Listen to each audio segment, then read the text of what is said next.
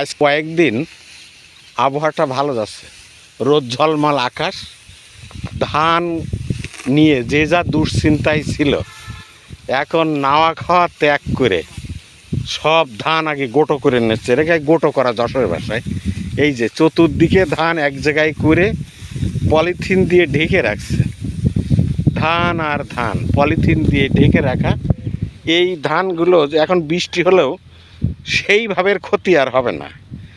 তবে এখন ধানের চেয়ে বিচলিতে সবাই আসক্তি, যেহেতু প্রত্যেকের গরু আছে, সেই গরু লাঙল চাষা গরু না, সেটা আছে পুষে বিক্রি করা মাংসের জন্য। এই যে বিচলির দাম এখন ধানের থেকে বেশি বলা যায়। চতুর্দিকে ধান পালা দেওয়া।